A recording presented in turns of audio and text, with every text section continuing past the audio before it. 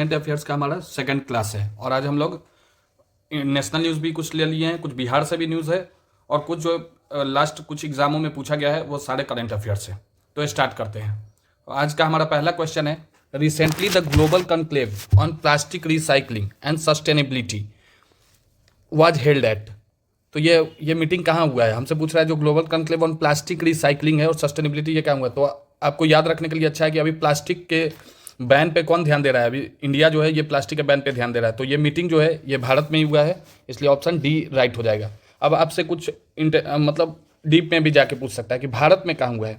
तो ये भारत में भारत मंडपम जो प्रगति मैदान में है और ये 4 दिन का कॉन्क्लेव हुआ। और इसको ऑर्गेनाइज किसने किया, तो ये मैंने लिखा है AIPMA CPMA, all India plastics and manufacturers association. दोस्तों मैंने शॉर्ट फॉर्म में इसलिए लिखा है कि आप खुद से लिख के एक बार प्रैक्टिस कर लीजिए, कभी कभी फुल फॉर्म भी पूछ देता है। और AIPMA एंड सेकेंड है chemical and petrochemicals manufacturers association ने मिलकर ये इवेंट को ऑर्गेनाइज किया था। अब हमारा नेक्स्ट क्वेश्चन है, which country has removed the burp tax on livestock. अब ये बर्ब टैक्स होता क्या है, हमसे पूछ रहा है कि बर्ब टैक्स किस कंट्री ने अभी लाइफ स्टॉक से जो ग्रीन हाउस गैस एमिट होती थी उसके लिए बर्ब टैक्स लगा दिया गया था। किसके द्वारा, न्यूजीलैंड के द्वारा। लेकिन अभी हाल ही में गवर्नमेंट चेंज हुआ है तो फिर ये बर्ब टैक्स को हटा दिया गया है। तो ये किसके लिए लगाया गया था, लाइव स्टॉक के लिए लगाया गया था। क्यों, ग्रीन हाउस गैस एमिशन, और उसमें मेनली मीथेन एमिशन को लेकर यह टैक्स लगाया गया था। अब नेक्स्ट देखते हैं, who has authored the book titled Ram Vilas Paswan. हमसे पूछ रहा है कि Ram Vilas Paswan the weathervane of Indian politics, ये किताब किसने लिखा है। देखिए आपको पता होगा कि जो राम विलास पासवान है उनको इंडियन पॉलिटिक्स मतलब भारत के राजनीति का मौसम विज्ञान कहा जाता था। क्योंकि वो जिस पार्टी को सपोर्ट, वो पहले से ही भाप जाते थे कि हमको किस पार्टी की जीत होगी, और यही वजह था जो वो हमेशा कोई ना कोई मंत्रालय उनके पास रहता था। तो इसका जो राइट आंसर हो जाएगा, शोभना के नायर ने अभी ये हाल ही में ये पुस्तक लिखा है। नेक्स्ट क्वेश्चन है, द 58th जननपित अवार्ड वह ज्वाइंटली अवॉर्डेड टू। अभी जो जननपित अवार्ड ये 2023 का किसको दिया गया है, तो ये देखिए इसका ऑप्शन जो है जदगुरु रामभद्राचार्य और गुलजार। गुलजार जो है उर्दू पोएट हो जाएंगे और जदगुरु रामभद्राचार्य आप जानते हैं ये बहुत मतलब इंडिया के नामी गामी सेज हैं। आप देखते भी होंगे वीडियो इनका, ये अंधे हैं लेकिन इन्होंने बहुत सारे पुस्तक की रचना की है। तो इस बार का जननपित अवार्ड इन्हीं को मिला है। अब ये जननपित अवार्ड से भी क्वेश्चन पूछ लेता है, ये है क्या। तो भारत का जो सबसे हाईएस्ट लिटरेरी ऑनर है ये जननपित अवार्ड ही है और इसका स्थापना 1961 में किया गया था। और इसके जो पहले विनर है, कभी कभी स्टेटिक के रूप में हमसे पहला पूछ लेता है, तो इसके जननपित अवार्ड के जो पहले विनर हो जाएंगे ये जी शंकर करूप हो जाएंगे। और ये किस भाषा में, मलयालम भाषा में, मलयालम भाषा के लिए। अब देखिए जननपित अवार्ड जो है अपने जो 8 भारत के संविधान में जो 8वां अनुसूची है उसमें जो 22 भाषा है इसमें उच्च कार्यों के लिए ये अवार्ड मिलता है, तो याद रहेगा। अब नेक्स्ट देखते हैं, recently Moon Sniper spacecraft made a successful landing on the moon, it belongs to which nation. अब मून स्नाइपर से आपको ये क्लियर है कि ये कोई लूनर मिशन ही होगा।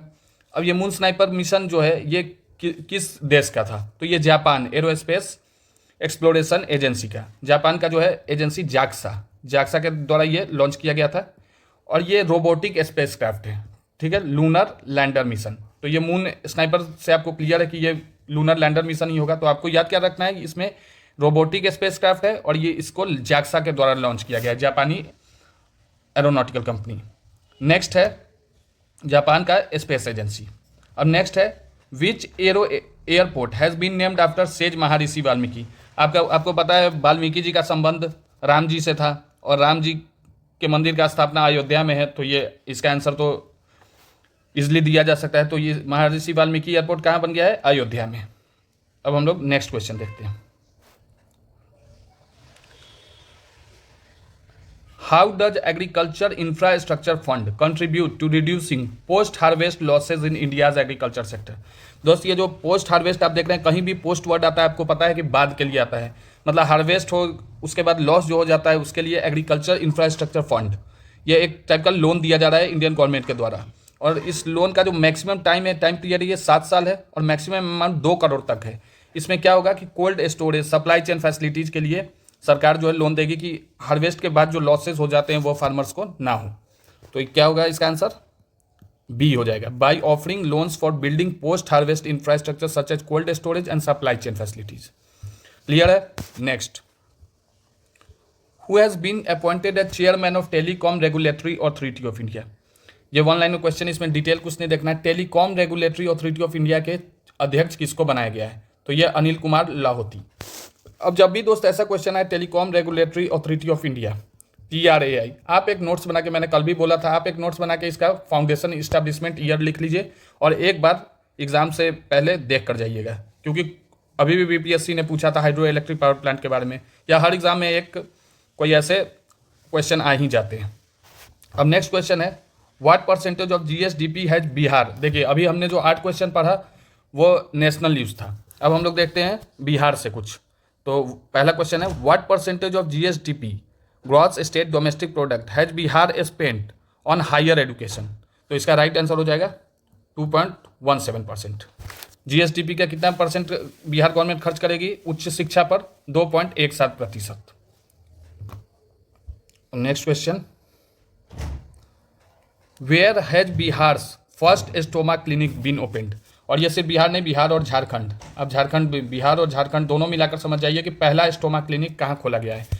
तो इसका right option A IGIMS, Indira Gandhi institute of medical science, Patna हो जाएगा।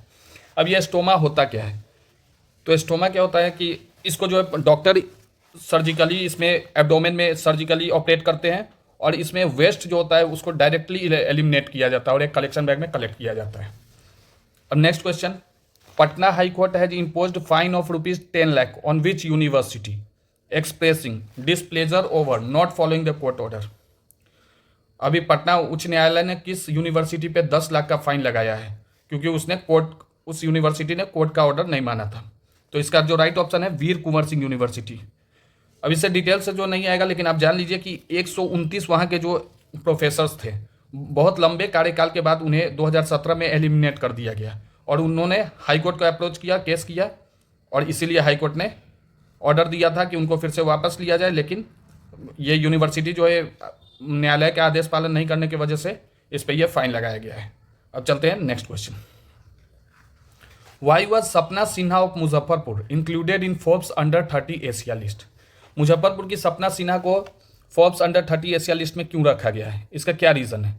For her literary contribution, second option है for her research on brain and cognitive science, next for her achievements in sports, and last option is for her innovations in technology. तो इसका जो right answer हो जाएगा ये हो जाएगा option B. दोस्तों मैंने पहले से कुछ लिख के रखा है, इसलिए लिख के रखा है कि कभी कभी आपसे स्टैटिक के रूप में पूछ लेता है, जैसे आपसे पूछ लेगा कॉग्निटिव साइंस रिलेटेड टू, तो cognitive science is the study of human, इसमें हम लोग ह्यूमन माइंड और ब्रेन को स्टडी करते हैं, ह्यूमन बिहेवियर और इंटेलिजेंस को स्टडी करते हैं। क्लियर है। नेक्स्ट क्वेश्चन, वेयर वाज, ये देखिए ये अभी कल का ही न्यूज है, तो मैंने लास्ट का 3 क्वेश्चन अभी हाल फिलहाल का न्यूज रखा है, तो हम लोग सब कुछ मिला मिला के पढ़ेंगे ताकि जब एग्जाम में पेपर आए तो सेम उसी पैटर्न का पढ़ा रहा है पहले से। अब ये क्वेश्चन है कि गुजरात का पहला outsource semiconductor assembly and testing plant कहाँ इनॉग्रेट किया गया है, तो इसका ऑप्शन हो जाएगा सूरत में। गुजरात के सूरत में सूची सेमीकॉन कंपनी जो है उसने ये outsource semiconductor assembly and testing plant का अनावरण किया है।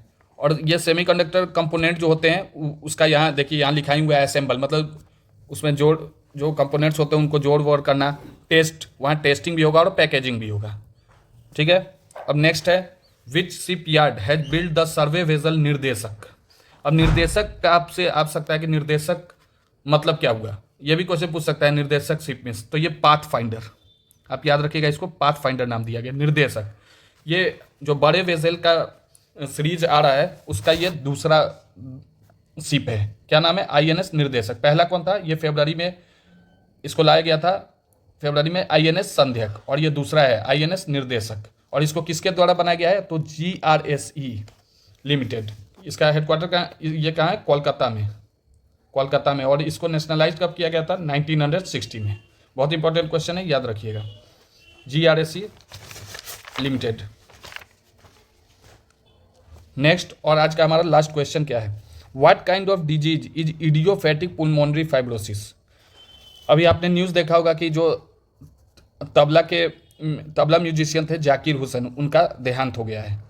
उन्होंने 5 बार साहित्य अकादमी अवार्ड को जीत रखा था, तो उनका देहांत हो गया और इसी बीमारी से हुआ है। कहाँ हुआ है? सैन फ्रांसिस्को में। ये भी वो अलग से एक न्यूज़ ही है, तो उसको अलग करंट अफेयर्स में पढ़ाऊंगा।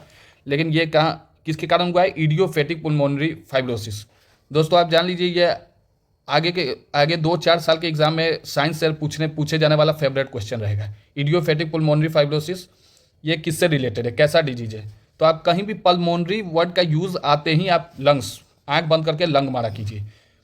पुल्मोनरी, अगर कार्डियक कहीं पूछ रहा है मतलब कार्डियक डिजीज, तो ये हार्ट से रिलेटेड हो जाएगा। ठीक है, तो इडियोपैथिक पुल्मोनरी फाइब्रोसिस क्या है? और ये मेनली अफेक्ट किसको करता है? एल्वियोली को। एल्वियोली, जहाँ एक्सचेंज ऑफ गैस होता है ना, एक्सचेंज ऑफ गैस जहाँ होता है वहीं को, उसी को अफेक्ट कर देता है और इससे सांस लेने में प्रॉब्लम आने लगती है। तो आशा करता हूँ कि आपको क्वेश्चंस अच्छे से समझ में आएंगे। अगर वीडियो अच्छा लगा हो तो लाइक और सब्सक्राइब जरूर करें और साथ ही बेल बटन को प्रेस करें ऐसे रोज़ न्यू वीडियोज़ के लिए। तब तक के लिए जय हिंद।